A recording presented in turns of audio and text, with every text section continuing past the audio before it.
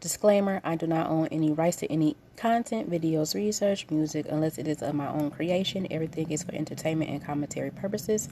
All information is of my own opinion or are alleged until factual evidence has been presented. Cue the music.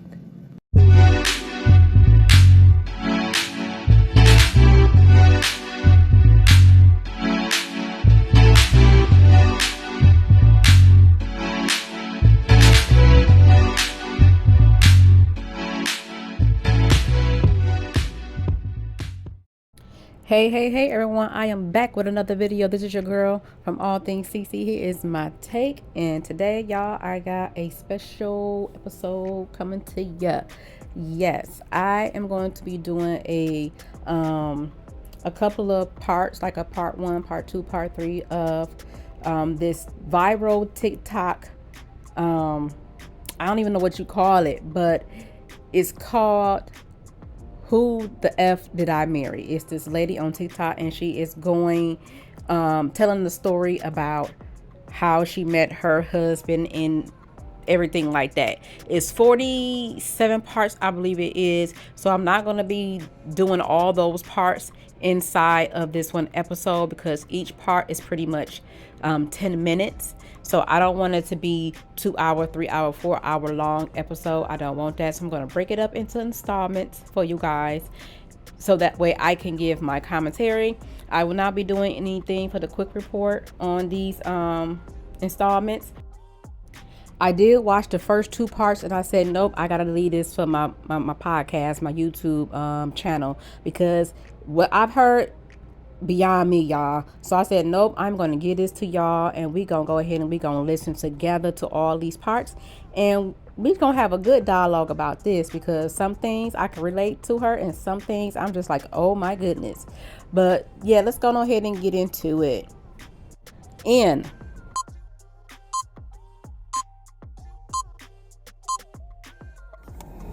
Please excuse the hair, but here is part 1 of Who the Fuck Did I Marry? So I met my ex-husband around March 4th of 2020. We met on Facebook dating site, and we also matched on Hinge.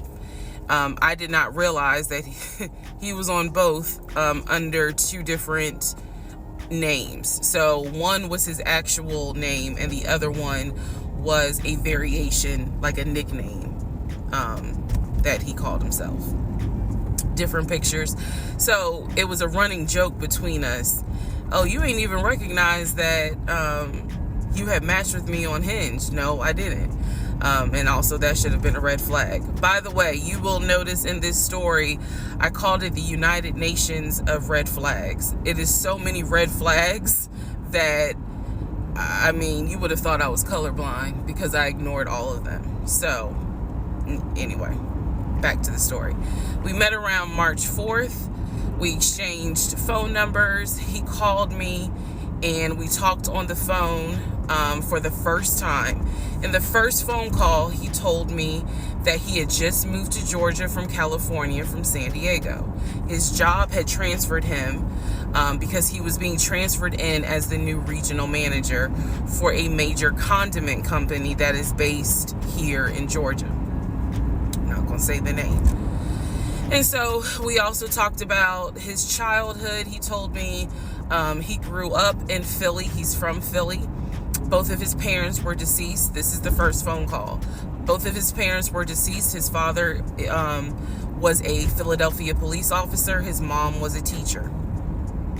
He also told me he briefly lived in Augusta with his family.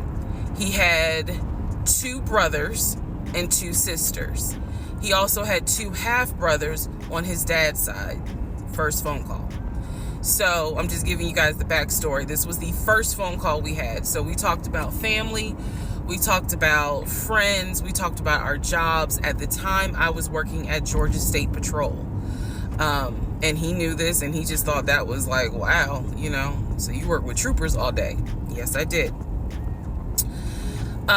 Also in that phone call, he explained to me that he used to play football. He explained that he used to play arena football. I know nothing about arena football. I know about NFL, I know about college, go Dogs, but I don't know anything about arena football. So he explained to me that he used to play arena football. He used to work at Apple in the off season of arena football. And I remember thinking on that phone call, oh, okay, like, good for you. I don't know anything about arena football. And I believe I did tell him that. I don't know anything about arena football. That'll come into play later on. So he told me, I just moved here. My job is paying for my housing and they're helping me to look for a house. He was like, right now I'm in Gwinnett County, but I'm trying to look for a house, ideally in Atlanta, like Brookhaven, Sandy Springs. He was like, I really would like to move out there. And so I thought, that's great. You're looking to get a house. You just moved here. He was like, I don't really know too many people here because I spend all my time at work and, this job is really demanding. So that was our first phone call. We talked more. He talked a lot, which took me by surprise because I'm not really used to men talking more than me. He eventually asked me out on a date. Our first date was set for Saturday, March 7th, 2020. He asked me what was my favorite restaurant. I said Cheesecake Factory. And so we agreed to go out at the Cheesecake Factory in a location that was in between. I lived in Clayton County at the time. He lived in Gwinnett County. I realized that if you don't know anything about Metro Atlanta, that makes no sense. But basically, we lived about 45 minutes apart. So we agreed to meet at the Cheesecake Factory over at Perimeter Mall, which is in an area, Sandy Springs, Dunwoody area. I was excited. Like, I called my friends and was like, I got a date, blah, blah, blah. We'll see how it goes. First conversation was good. Hopefully he looks like his pictures because, that's always an issue with online dating. Hopefully he looks like his pictures. So on my way to our date, I took 285 and literally right before I got to Boulder Crest, the exit for Boulder Crest, I heard a boom and I lost control of my car. Thank God that not thank God, but I knew what to do. So I did not crash, but my tire blew out. So I called him and I said, hey, I'm so sorry, but my tire just blew on 285. I'm slowly making my way off the exit. I believe I pulled into a Chevron gas station. And I said, I got to get this fixed. I don't know what to do. Like, I'm a damsel in distress kind of thing. He kind of paused. He got quiet. And he was like, tell me exactly where you are. Drop your pin. So I dropped the pin. And he came to the gas station. Got out the car. And I was so relieved that he actually looked like his pictures that I was like, oh my God, he's actually attractive. Because he's like 6'4", 6'5". Also, man, I apologize. So let me go back to the first conversation. Let me add something. He did tell me in the first phone call that he was divorced, and that his ex-wife, she had 2 children, a boy and a girl, who were teenagers, young adults. I think the girl was about 20. And he said that he had a very close relationship with his stepkids. But that he and his ex-wife had divorced because she cheated on him out in California. And so coming to Georgia was a new beginning for him. She was still out in California. The kids were still out in California. And so, he was like, I can't stand her, but I still want to be in the kids' lives. I have to put that in there because that will come back later. So this is just setting the stage. Again, that first conversation we talked about family, job, friends, how he ended up in Georgia, me being in Georgia, the things that, I would think people talk about in the first conversation. All right, now back to the tire blew out. So he shows up to the gas station. He changes my tire, which I just thought was the sexiest thing in the world. And then he proceeds to say, hey, I found a tire place around the corner. You need to get another tire. Like, you can't drive on this donut. So he followed me to the tire place, and then helped me get a tire, paid for it. So I was definitely like, wow. And so the vibe was good. So anyway, I get the tire fixed. We follow each other to the Cheesecake Factory over in Perimeter. We hold hands walking into the Cheesecake Factory. So in my mind, I'm like, this. Oh my God, I had butterflies. That's the look of a woman who had butterflies. So I had butterflies. And we go in. There's a long wait. And so we sit outside and we just talk. And the conversation's great. And this is where he tells me what it is he's looking for. He tells me, I believe at the time he was 42. He was like, I want to get married and it be for real. He's like, my parents were married 40 plus years before my mom passed away. And I want that. I want marriage, family, a house. Like, that is what I want. He was like, I'm as a man, I'm ready to get married, but I want it to be for real, because the first time, it really hurt me when she cheated on me. So he's telling me everything that I wanted to hear. And so he was like, what is it that you want? And I said pretty much the same thing. I was like, I'm ready to get married. Definitely want to have a family. And I want to marry my best friend. So we both put on the table that we wanted marriage. And this is the end of part 1. Okay, y'all. So y'all just heard the first part of who the F did I marry. And y'all, she is very, very descriptive.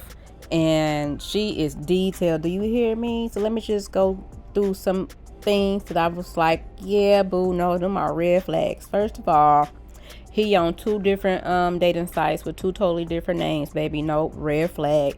As she already agreed to. Not that's just 1 red flag, that's 2 red flags. Cause who you trying to catfish? Okay, March 4th. 2020, they met. First phone call, good. They talked about family, friends, woo, woo, woo. She worked for the Georgia State Patrol at that time. He used to play arena football. Yeah, I don't even know what arena football is. I might have to go ahead and look that up. That actually sound like some damn jail yard slang or something like that. I don't even know what that is. Never even heard of it. First date, March 7, 2020. He comes to her rescue for a blown out tire, and instantly, I already know, she found her knight in shining armor, because it's not often that a man will assist a woman with changing her tires. Let's just keep it real. It's not often that a man will help a woman change her tire. I haven't seen that in a nice little minute, okay? So she's like, she got butterflies, and they end up getting the tire fixed and everything like that. And let me tell y'all what was another red flag for me, and this is just for me. Why are we holding hands on the first date? No, absolutely not. For me, holding hands on the first date, that's an intimate moment for me. Can you at least pay for the dinner first, sir? Can we at least get that out the way? Why are you holding my hand? Like, that's strange to me. That's definitely a red flag. So he told her he wants to have a family, he wants to be married. He talked about his ex-wife and how she cheated on him, and he was real hurt when his ex-wife cheated on him. And that's a red flag for me, because if she ever did anything, and I'm not even saying cheated, stepped out, whatever, she could just be having a conversation with somebody else. He comes off as having a jealous tendency.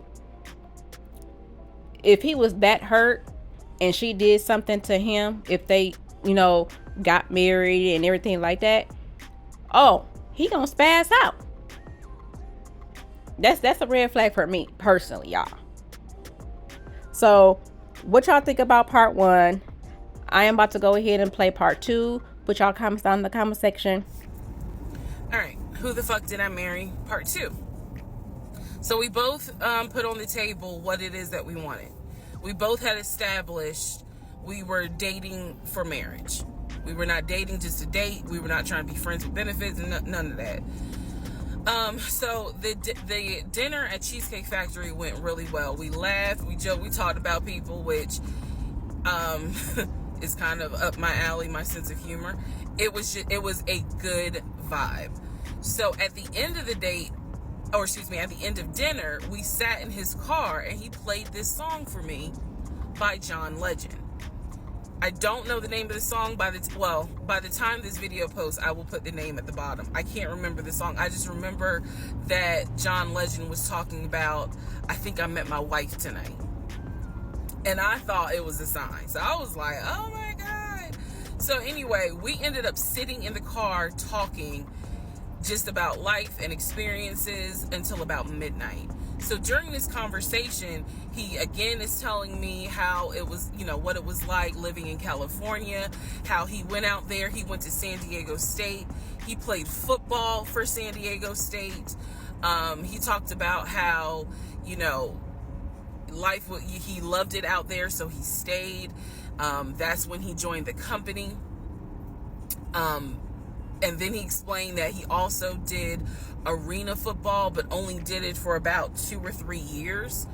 He claims that while he was doing arena football, the team that he was on won a championship.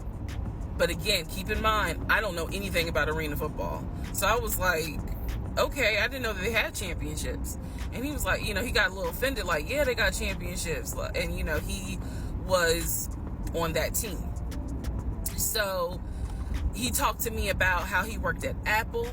He worked something in the IT area of Apple, but within the store.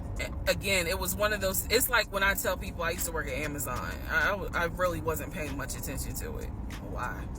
So we talked about all that. We talked deeply into what happened with the ex-wife. It's because I asked. He was not volunteering all this information. So in other words, I get very uncomfortable when men start talking about their ex a lot. That's not what happened. I was asking questions because I was really trying to figure out, okay, are you ready for a relationship, or are you still missing her? So we talked about that. We talked about my exes. That was a mistake I made because I talked about how I dated at one point in time somebody I worked with. That will come back later. And he seemed real cool about it. He was like, that was before me and blah, blah, blah. So the conversation was good. Midnight comes and I go home. Yes, I went home. We ended up talking. Mind you, our first date was March 7th. And within about 2.5 weeks, Brian Kemp, our governor, shut Georgia down. We were going to be on lockdown. So during those 2.5 weeks, we talked every day. We went out again at Red Lobster. I remember Red Lobster. But everything was going great. The issue was, where are we going to quarantine? So the question was, are we going to quarantine at his place, which he had like a studio type of situation. Like, it clearly, where he was staying, I was like, it's like a studio apartment, but he kept telling me like, this is temporary because I'm looking for a house. Like, he showed me the email from a woman who worked at the company where she was out on maternity leave, but she was putting him in contact with a realtor to help him find a townhome or a single family house. So I was just like, okay, this is definitely temporary. Like, he's not trying to stay here long term. And she was apologizing in the email. I'm so sorry, this should have been taken care of before you got here, but it wasn't. I saw the email. I read it. I read the email. So the decision was, we're going to quarantine at the studio, or we're going to quarantine in my house? First mistake I made. Well, there's a lot, but this was a mistake I made. So ladies, caution moment. During one of our dates, because keep in mind, in those 2 weeks, we were seeing each other quite a bit. Nothing physical or anything like that. Just two people who I thought were really on some. All right, let's see if this is going to grow into something. He came to my house. When he came to my house, I had a 3-bedroom, 2.5 bath townhome. He was in a studio. Now, I'm telling you guys all of this in order of how it happened. So some things I'm probably going to insert what I was thinking and the mistake I made. Can I turn this off? No. Okay, I still need that. And I say that to say that I did not realize inviting him to my home probably made his eyes go, oh shit, she's a keeper. She got this 3-bedroom, 2.5 bath townhouse, and I'm in like a little studio. Yeah, let me go ahead and pursue this. What I need to do to quarantine here. The decision was made, quarantine at my house. So the state went on lockdown. He came and stayed with me in my home, and for the most part, in the initial beginning, it was fine. It was fine. The reason why I hesitate is because I grew up in the church. So for me, it was really like an internal struggle of, bruh, you always said you would never live with a guy unless he was your husband. And now you living with a dude and he ain't your husband. Like, it was a struggle for me because I knew better. And don't come for me. I'm just telling you the way I grew up. It was like that. It was not sitting right with me. But at the same time, I didn't want to quarantine by myself. I did not want to. So there we go. So he moved in. We talked about the bills. Let me clear something up that I said in the other video where I said he paid all the bills. He paid all the household bills. He did not pay my car payment, my cell phone, or my car insurance. He paid the rent, because my rent at the time was less than $1,000. He paid the utility bills. And so when he's telling me that he's a regional manager, I was like, wow, okay, so you got money.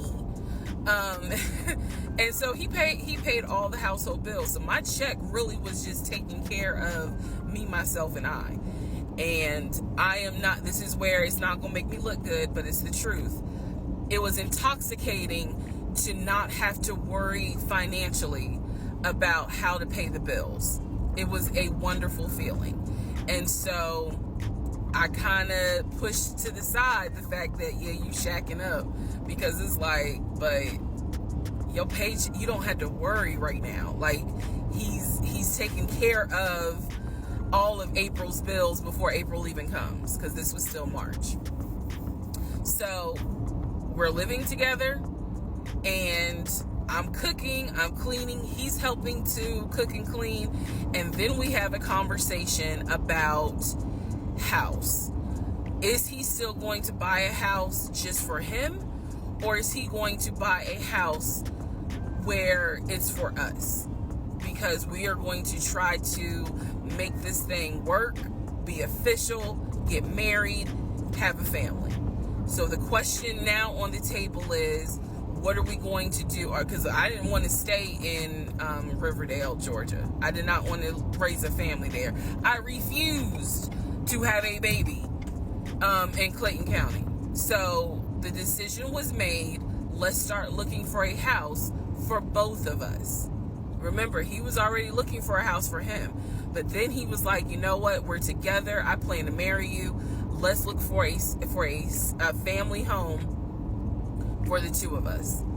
He was like, this is how much I was approved for. That's when he showed me the Chase paperwork. It was a letter stating that and it had the Chase emblem at the top. He showed me a letter stating that he was approved for. Okay, you guys, so that was part 2. I don't know about y'all, but when she was describing the type of jobs that he had, for me, I just feel like those were jobs that he was just saying just to impress her. You know what I mean? Like, I don't feel like he even worked at those jobs, but I could be wrong. It's just, I'm just getting the vibe that he really ain't worked at these places. He's actually playing a game. He's actually trying to woo you in to get what he wants. That's what I got off of rip. Okay, so she asked him about his exes. He asked her about her exes, and she mentioned that she ended up messing around with one of her co-workers, and he kind of like, you know, she said that was like a mistake right there. And I say yeah and no, because, you know, we two grown people. We should be able to talk about, you know what I'm saying, past experiences without the other person feeling any type of way. But also, it's good to say it because you really get to see the type of person that you might be dealing with. So it goes both ways for me, and it depends on actually the vibe that I'm getting from that person. Like, if I feel like you chill and, you know, we communicating well and you telling me about your exes, whatever, then I would be comfortable telling you about mine. So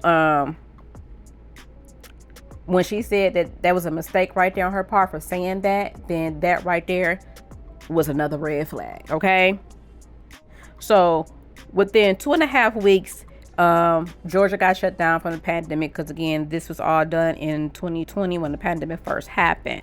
And, you know, they were seeing each other, you know, a few times throughout the 2.5 weeks. And conversation came up, as she said, of where they're going to quarantine. Now, pumpkin, why is that a conversation for you with somebody that you just met 2.5 weeks ago? I am not about to sit here and let a complete stranger, you know, quarantine with me. And the fact that she said it was a struggle for her, and she was really going back and forth with herself about it because she's a church person, and she always said that she wanted to live with her husband and not just be shacking up. Ma'am, pumpkin, you should not be thinking about quarantine with anybody that you just met 2.5 weeks ago. No, stink a butt. No. I'm sorry, y'all. For me, that's not happening. We can video call each other. We can do all those things. You were just so caught up in the fact that man came to your rescue to change your tire and pay for it. He held your hand, said the things that you wanted to hear as you stated, and you just fell head over heels, boo. You was not thinking about your morals. You was not thinking about church. You just didn't want to be alone by any means necessary, as far as I can see. Because it would have been an absolute no for me. So they end up quarantining at her house. Now, she said that in those course of 2.5 weeks, they didn't do anything physical. She said she didn't realize that when he came to her home, he was pretty much amazed at how her place looked, because she was in the townhome or what have you. That's another red flag right there. Because now he is thinking, I hit the jackpot. Whatever that jackpot was for him, whatever goal he's trying to reach, he reached it. He got you to let him move in with you. And at this point, all I see going forward with these parts that she's doing, it's going to get worse and worse and worse. So, girl, you had all these red flags and you did not take heed to them. And that happens with a lot of us. So I can't even be too mad at you. But girl, you moved a little too fast for me. But anyway, what y'all think about the second part? Drop your comments down in the comment section. Let's get on to part 3. All right, part 3. Who the fuck did I marry? So this is when he showed me a letter from Chase with the Chase logo at the top, stating that he had been approved for a mortgage for a $750,000 mortgage, or a $750,000 house. So he was like, we can't go over 750. And I said, I remember asking him, can you afford the mortgage on a $750,000 house? Because I know I can't. This is when he explains to me, I told you how I played arena football. I invested my money really well. So he said, I have money that will help pay for the mortgage. He was like, we're good. Like, I'm financially, I am okay. He was like, that's why I'm able to get approved for $750,000 mortgage. So he told me that his money was in different savings accounts. He said he had an account with Chase Bank, he had an account with US Bank, and he had an offshore account. This is what he told me. The offshore account, I was like, why? And he explained something about, the U.S. the U.S. imposes taxes on money when you have a certain amount in U.S. banks. He was like, so everybody knows that it's smart to have some money in an offshore account. Y'all, look, I live paycheck to paycheck. I was like, okay, that's whatever. I said, so you have the money to pay for a home. I'm also holding in my hand a letter from Chase saying that he was approved for $750,000. So I went off of what I saw. So we contacted a realtor. I won't say his name, but man, if he ever sees this TikTok, I owe this man such an apology. But we contacted a realtor who was based in Cobb County, because I was very adamant I wanted to move back to Marietta, Smyrna area in Cobb County, Georgia. He was fine with that. His whole attitude was, you're going to be my wife, happy life. So we met a realtor. I would find houses that I wanted to tour. Keep in mind that this was COVID. So at the time, we could not tour a home. It would have to be a virtual tour. So this particular realtor, we found a house in Douglasville, Georgia. Not Cobb County, but nevertheless, it's in Douglasville. I was fine with Douglasville. So we found a house in Douglasville, Georgia. The realtor did a FaceTime tour of the house. The house was a nice home. 5 bedrooms, 4 baths. So we did a FaceTime tour of the home, and the home was listed, I believe, roughly 400 and something thousand. I really liked the house. I could see myself living there. I could see us living there. Could see us with the kid there. This is now April. Just for timeline purposes, this is April. So he really liked the house. He was like, you know what, we'll put an offer in on the house. He was like, if you like it, because again, it was COVID, we weren't going to be able to see the house in person because the family still lived there. So he said, I'll put an offer in. We'll see if it's accepted. I said, okay. So he puts an offer in. He's telling me he put an offer in. I need to clarify some things he told me and the things that I actually saw. So for this house in Douglasville, he told me he was putting an offer in. The realtor would call me, because one thing that the realtor told us, he was like, if the woman likes the house, typically the house is going to get bought. So he kind of dealt with me a bit more than he did my ex-husband. And again, this is April 2020. This is before we got married. So at the time, he was my boyfriend. So the realtor was calling me and it was like, hey, I put the offer in, and what they're asking for is proof of funds. And I did not know anything at this time about buying a house. So I was like, hey, you probably need to talk to him, because I'm not even listed on the mortgage. Like, from the paperwork I saw, it was only in his name. So he called him. I guess they talked. I was not there, but I'm assuming that they had talked. So the boyfriend is coming, my ex is coming home saying, yeah, I talked to so-and-so. I sent him over the paperwork. The offer was approved, and they are going to try to do a virtual closing. First, we got to do an inspection. If the inspection goes all well, then we have to do a virtual closing. He also told me that he put down earnest money on the home. He put down, I believe, $5,000. He said, I just transferred the money over to the realtor's account or whatever, so that it could be earnest money for the house.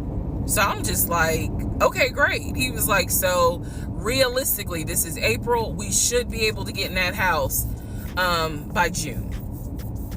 Okay, no problem. So this is what he told me. About 3 or 4 days later, I get a phone call from the realtor, and the realtor is like, hey, I'm just checking to see what you guys want to do about that house. So I was confused. I'm at work, and I said, oh, I was told that he put an offer in. And the realtor was like, he did?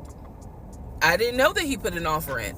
And I said, well, why wouldn't you know? Like, he told me he put the offer in, and he had paid earnest money, $5,000 earnest money. And so the realtor was like, well, let me call him and find out what's going on with that, because I didn't know anything about it. So red flag, of course. So I call him, and he, in true narcissistic nature, he flips the script, and he like goes off. He's like cussing, going off, like he shouldn't, excuse me, I have the hiccups. He shouldn't be calling you. If he has a question, he should call me, because I'm the one that's on the mortgage. He was like, and now it's going to be an issue. And I said, well, did you put the offer in with him or not? And he said, no, I did not put the offer in with him. I put the offer in with a friend of mine who is a realtor, so I can give him the business. So I did not hear from that realtor again. So I was just like, is the house under contract or is it not? He was like, yes, the house is under contract. This is how crazy things work out. About 3 days later, on realtor.com, I'm looking at the house because I was trying to figure out in my mind how I'm gonna decorate. It shows the house is under contract. So, showed my boyfriend. My boyfriend's like, I told you it was under contract. He was like, I did you not believe me? And I ain't had the heart to say, hell no, I didn't believe you. Like, it seemed too good to be true. But once I saw the house was under contract, I absolutely believe that, okay, it's under contract with him. Like, yeah, we're about to do inspection. We are about to move. And so we had driven by the house because, again, keep in mind, the family's still living there. So we had driven by the house. At this point, he was like, I want us to start looking for furniture so that way we can go ahead and order it. So when it's time to move, the furniture is ready, because it takes like 6 to 8 weeks sometimes for furniture to be delivered if they don't have it in stock.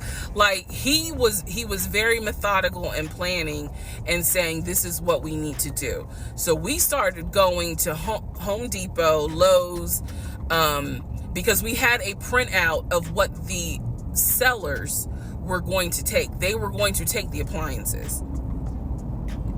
He had a printout. Let me be clear. He had a printout. So it said on there that they were going to take the appliances. So we needed to get a new stove, new refrigerator, new microwave, all that stuff. So we went to Home Depot and Lowe's, and I went ham. I chose all these new appliances. And here's where we get into the shopping. Okay, you guys, so that was part 3. Is it getting juicy to y'all yet? Because baby, it's getting juicy to me. Now, she left off on part 2 about seeing the Chase Bank letter and everything like that, and that he was approved for $750,000 for a mortgage loan or whatever for the house. I want to know, why was somebody who was going to live by themselves originally need a $750,000 loan for a home? I don't know. Never seen that kind of money. I don't know the thought process of those who have those type of homes and they live by themselves. I just find it kind of weird that y'all would spend that much money and it's just you. But because they are planning to be together and be a family, I guess I can understand it now. But for him by himself, I don't understand it. So she ended up asking him, and which I'm glad she did ask him, can you afford this $750,000? Because I can't. Okay, it's real over here in these streets. She live paycheck to paycheck. She can't do this by herself if something go wrong. But what I don't like is the fact that he didn't, cancel that mortgage offer and went and started the process over again with her added to it so that her name could be on the deed, the mortgage, whatever you want to call it. So that was a bad thing on her part, because I would have been like, no, we both got to be on this motherfucker. But he said that when he played arena football, that damn arena football, he invested his money very, very well, and he has money to pay for the mortgage.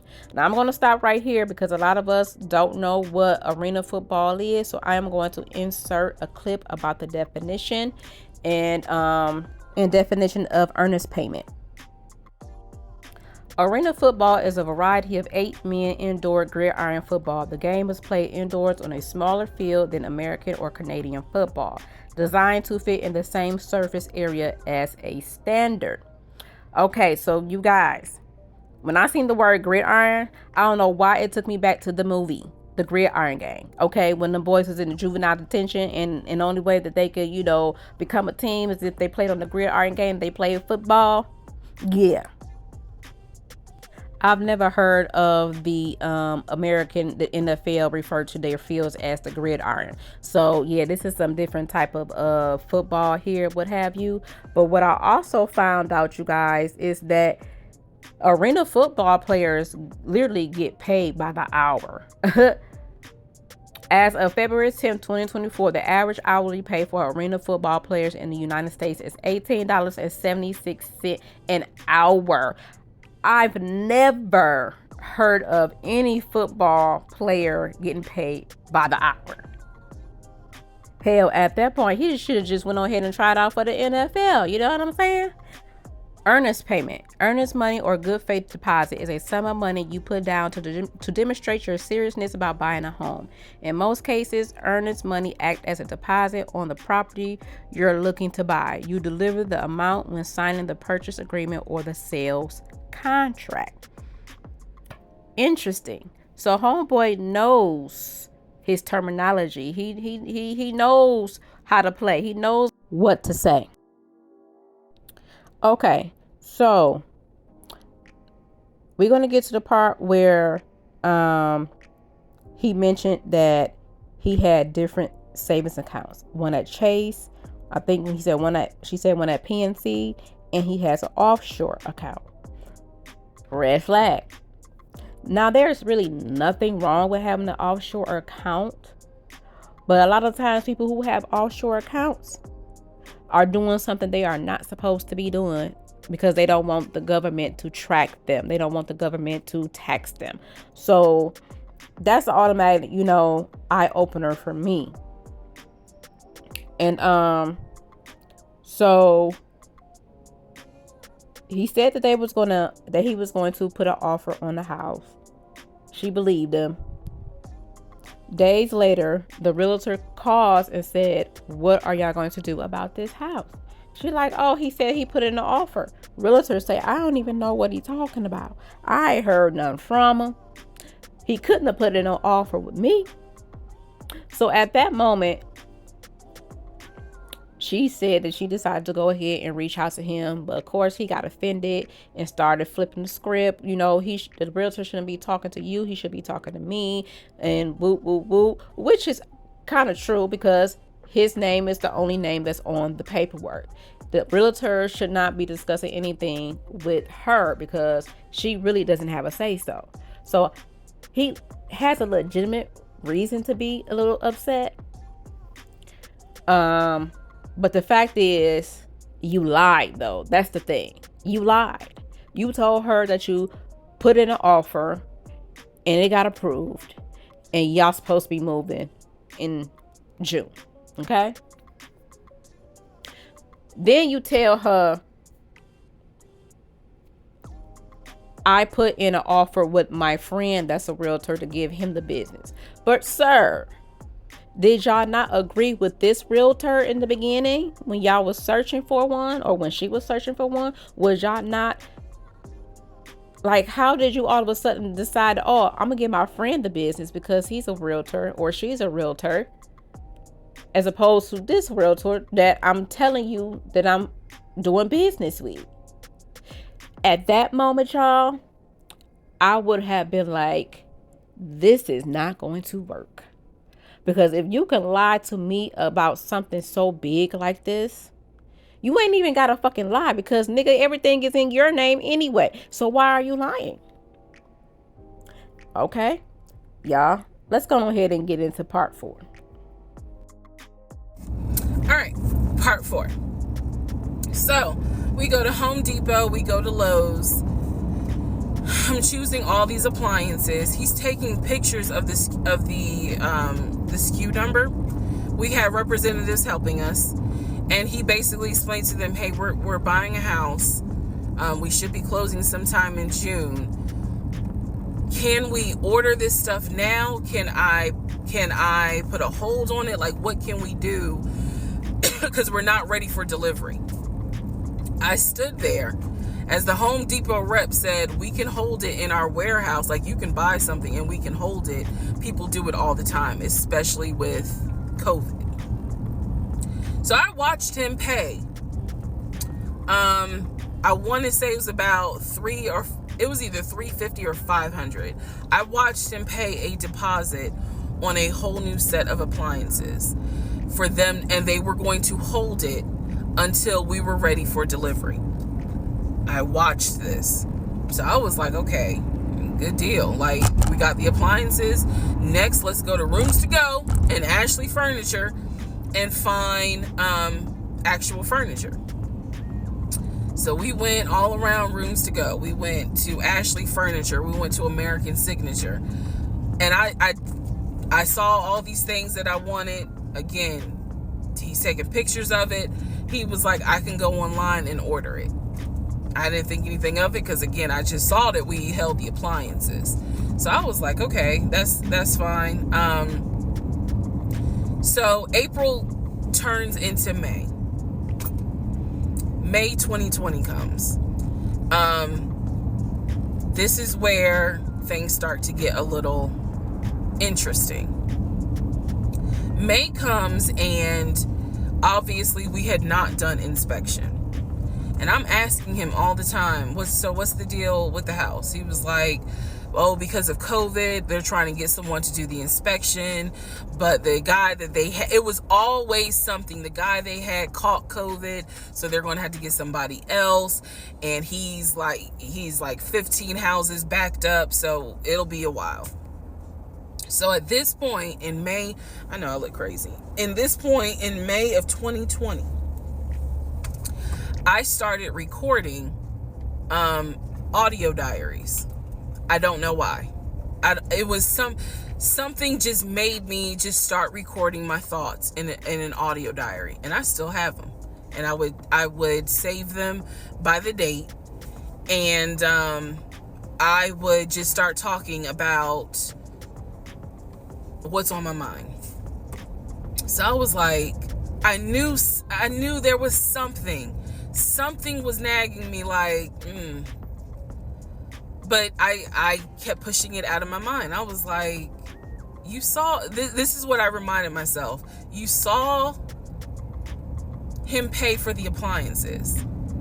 You know the house is under contract. You know that he told you that he's the one who put the house under contract. Why would, like, I remember saying to myself, why would he lie about that? This is so easy to verify. Why would he lie about that? Have you caught him in any other lie? And at the time, the answer was no. So I really was like, maybe you just aren't used to a guy who actually does what he's supposed to do. Like, I was questioning myself and then answering my own questions. So inspection didn't happen. Around mid-May, I found out I was pregnant. May 2020. When I found out I was pregnant, he was ecstatic and I was like, oh shit.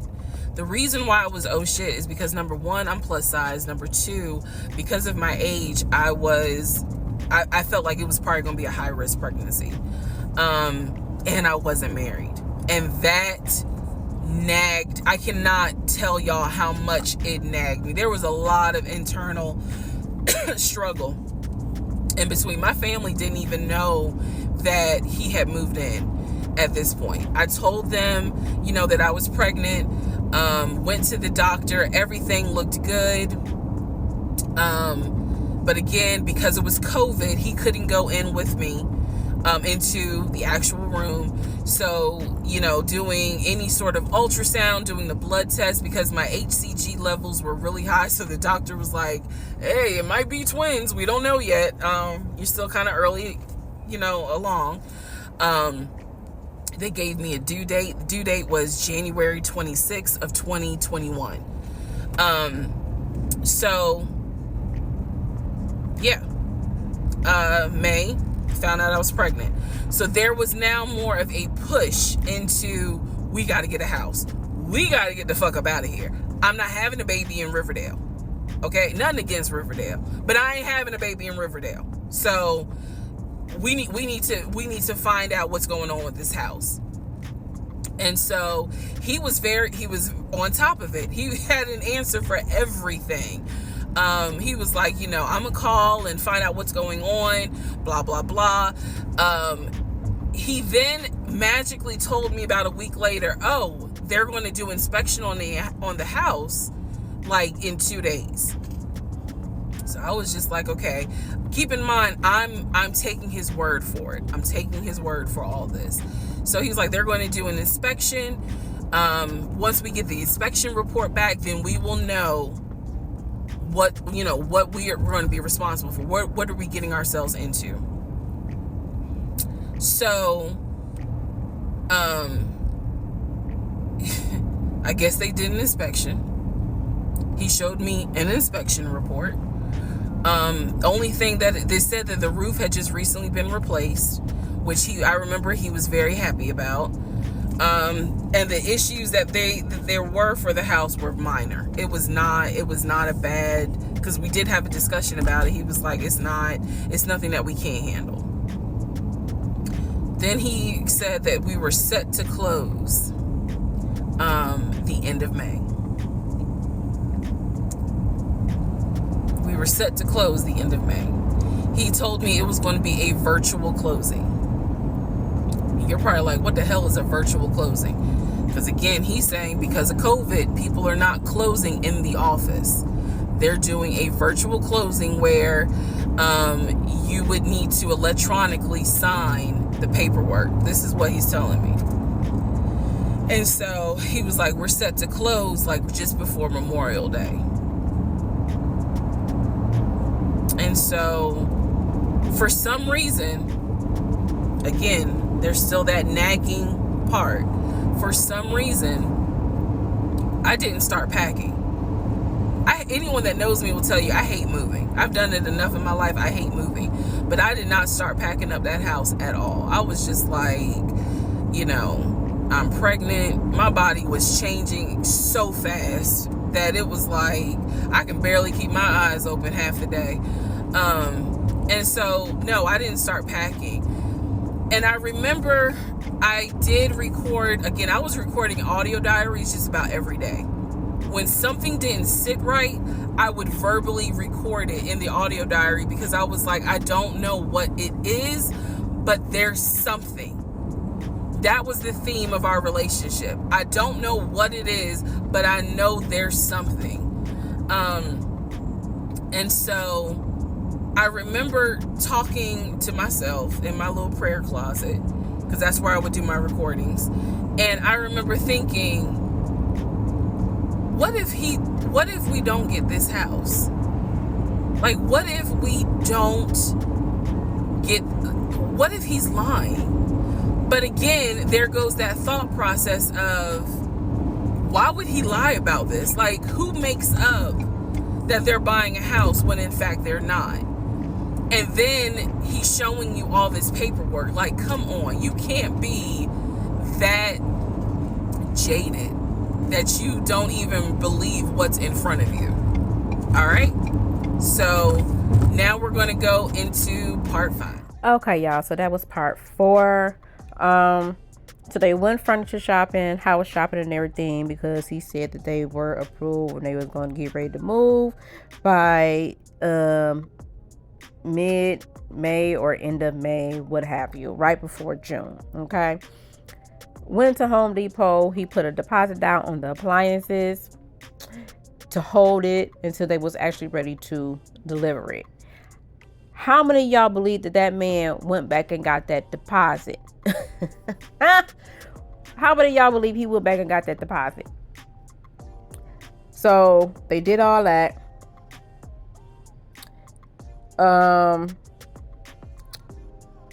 Inspection did not come inspection did not come at all. So she's asking, when is the inspection? He keeps telling her because of COVID, people are still getting sick. So, person is backed up. It's going to be a little bit longer. And y'all, at this moment, this is when I have started to really be happy for her, because her intuition started to kick in and she started to do something about it. And she started to do a recorded diary journal of everything that she felt was not right, wasn't sitting right. She recorded it.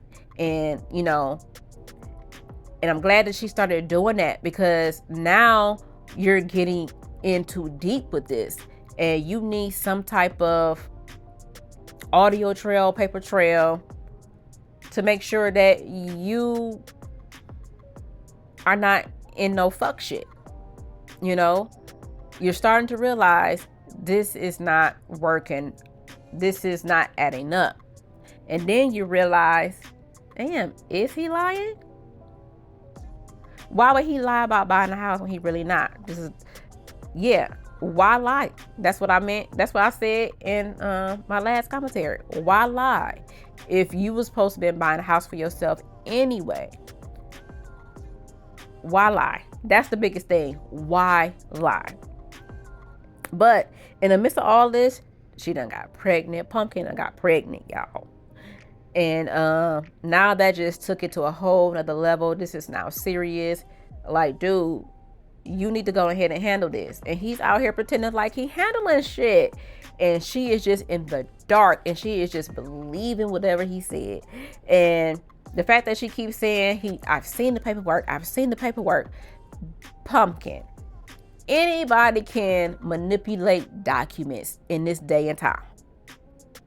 Anybody can manipulate it. Anybody can get a logo off of the internet and copy and paste that bitch on a Word document and make it look legit. Okay?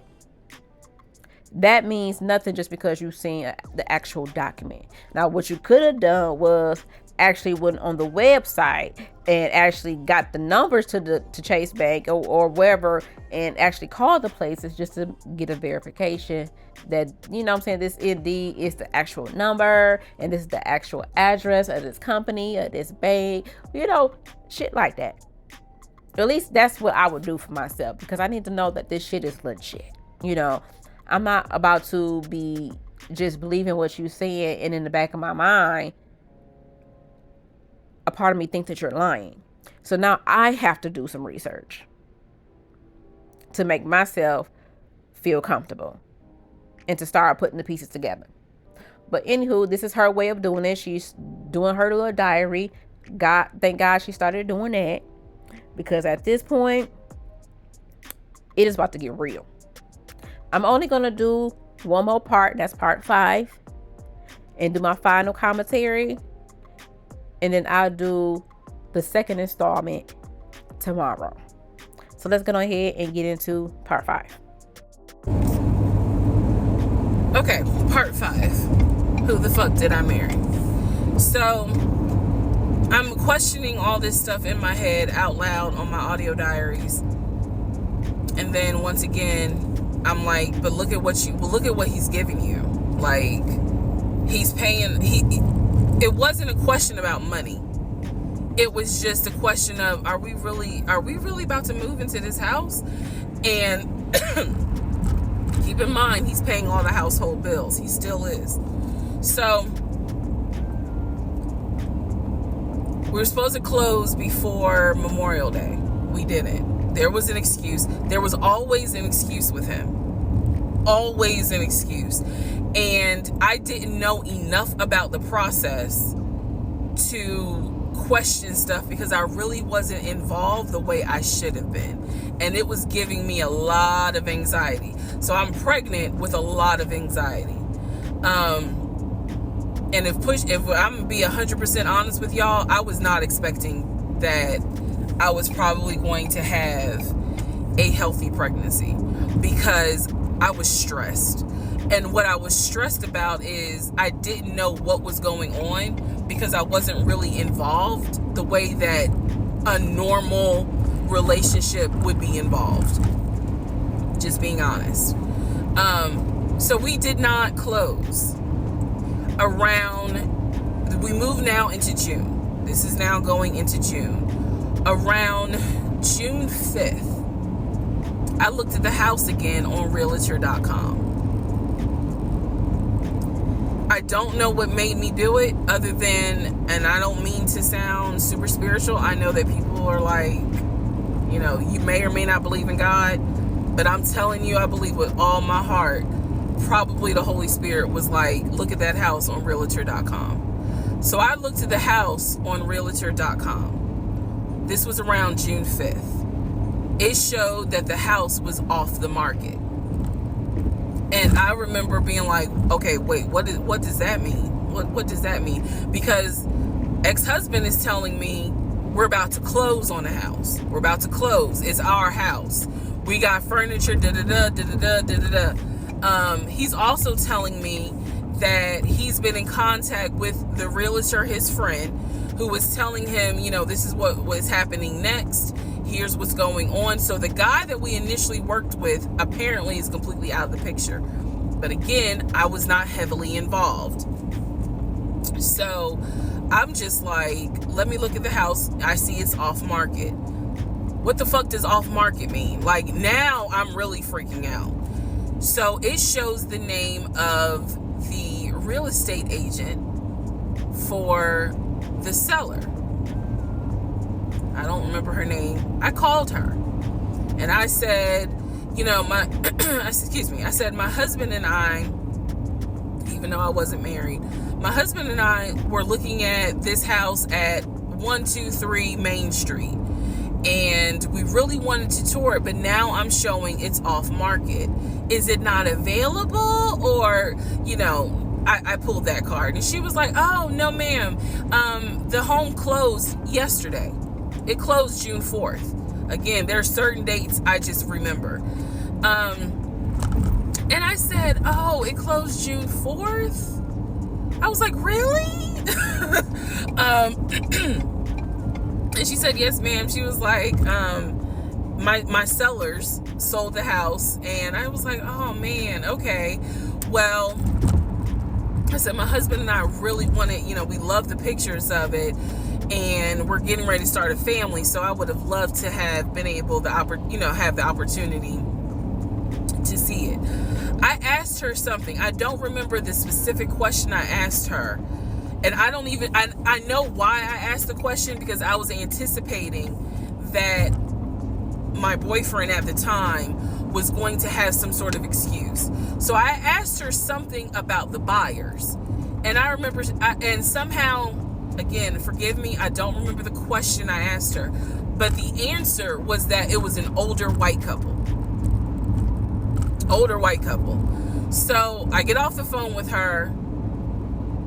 I record an audio diary, and in the audio diary, I specifically say, okay, there is no house. He's going to have to get out of this lie somehow. Because now I realize, at the very least, he was lying about him being the one who was under contract. I knew enough about that. So I was like, what, how was he going to get out of this? Again, I've listened to the audio diary in 2024. I literally said in that audio diary, how is he going to get out of this lie? And I was trying to think of ways on how he's going to do it. And something said to me, because I say it on the audio diary, I said, he's going to say it's a bad deal. And he's going to say he wants to pull out. Y'all keep in mind, I am pregnant. So I had a decision to make. As ugly as this decision was, I made the decision, you're about to have a baby with this man. He's paying all the household bills. Let him get out of the lie. And that's what I did. I purposely made the decision that I knew he was going to come back, and I knew he was going to give me some bullshit on why he couldn't buy the house, because he didn't know that I knew that house is already sold. The house is already sold. And this is the part where I said, I'm gonna be honest, even though it's gonna make me look bad, because most women in their right mind would have been like, I'm out. And I didn't. So, sure enough, he came home. He didn't really say anything that day. The next day I asked him about the house. And he said, my friend, the realtor, he was like, I'm talking to him because something's going on with the interest rate. And when he said that, I felt so much relief, because I knew that I had been prepared for, he's going to give you some bullshit. So when he said there's something with the interest rate, I said, you know what? If this is literally what I said, y'all.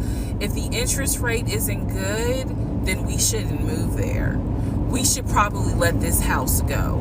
We should cancel whatever furniture we ordered, or, appliances, and let's just look for another house. I said, I would like to be moved before the end of the year. I said, I really don't want to be 9 months pregnant moving into a house. I would like to be done with this before then. And the way I said it was so calm. And he was like, okay. He was like, I'm going to call the friend, the realtor, and tell him I'm backing out of the house. And I'm going to see if I can get my earnest money back. And I remember looking at him. I was standing in the kitchen, and I cocked my head to the side, and I said, okay, get your earnest money back, and let's find another house.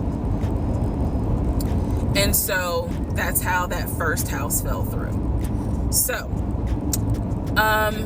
fast forward, I keep looking at this to see how much time I have, because they only give you 10 minutes.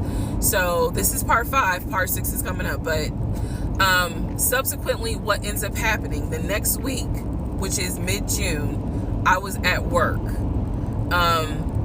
And I started cramping, started bleeding. And at this point, my doctor, I had just had an ultrasound earlier that day. So I went to work because the ultrasound was fine. I went to work and the cramping and the bleeding started. And I started crying because I kind of knew what was going on. And my doctor had called me and told me that when they did the ultrasound, they did not see a heartbeat. So she was like, this pregnancy is not going to be viable. So I'm crying, hysterical. And now we're going to get into part 6. Whoo, child, y'all. This is a lot. This is a lot. Do you hear me? So let's see. Where do I even begin? Oh, I wanted to say something that I didn't say in my last commentary. She mentioned something about, the basis of their relationship. She didn't know what it was for her reason for doing her little diary entries, but it's something, and she needed to find out what it was. And I'm telling you what it is right now, Pumpkin. It was a fake. He was a fake. He is a fraud. That's it. That's all. But I'm so glad that she started to open her eyes to start seeing things for what they truly were. Unfortunately, I'm kind of bummed that she did not leave when she had the opportunity to leave, because the red flags were there. As with most of us females, we see the red flags in these dudes, but we still got to give them that second chance. We still got to give them that grace, and maybe he'll change, maybe he'll do better. And now that she's pregnant, she's probably thinking, oh, he's not gonna continue to do nothing crazy, and I'm pregnant, and he don't want his child to be going through anything. So let me just go ahead and give him this grace and let him get about this lie, whatever. Although he don't know that I know the fuck shit that he just did. Okay? The signs were there, and she chose to ignore the signs. Even though she's so strong in the church, she chose to ignore the signs, which a lot of us females do, even some men, because we just want what we want. And we're not thinking about the consequences that may come behind all that. So, y'all, this was just some interesting shit. When she said that on June 5th, she decided to look on the on realtor.com to look at the house, and that motherfucker said sold off the market. Y'all, I about threw my dang on. Man, listen. That would have been the moment that I would have nutted the fuck up. Absolutely. Because now you're playing in my face. You're playing in my face. You don't have to lie about this if your name is the only name that's on here. And what is it that you're trying to do with me? What do you want from me that you got to go through all of this faking and fronting? So yeah, my wheels would have been turning like crazy, because we about to get to the bottom of this. Because what do you want from me? For real, for real. What are you trying to get out of me?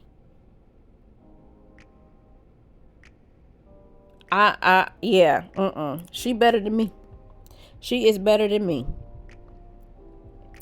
So she ended up talking about, her pregnancy, and she had complications, and unfortunately she had a miscarriage. So my condolences to you, hun, for losing your child through all of this, because that nigga was stressing you the fuck out, and you was stressing your own self out because you chose to stay in this situation when you knew that it was some fuck shit going on. So y'all, let me know what y'all think about all these parts. I'm gonna stop at part 5. I'll continue with part 6 through 10 tomorrow. And we're gonna continue with this thing. She is still talking. Like, I thought it was like 46 parts or some shit like that. It is way more than that. This is gonna be a long little saga, okay? But I'm going to stick with it and be dedicated to it because I need to know how this all plays out and what eventually happens in the end, because I am invested and I know a lot of y'all are as well. So without further ado, I'm gonna end it right here. Y'all let me know what y'all think in the comment section below. Let's have a great dialogue about this whole situation. If you have listened to more than what I have posted, please do not spoil anything.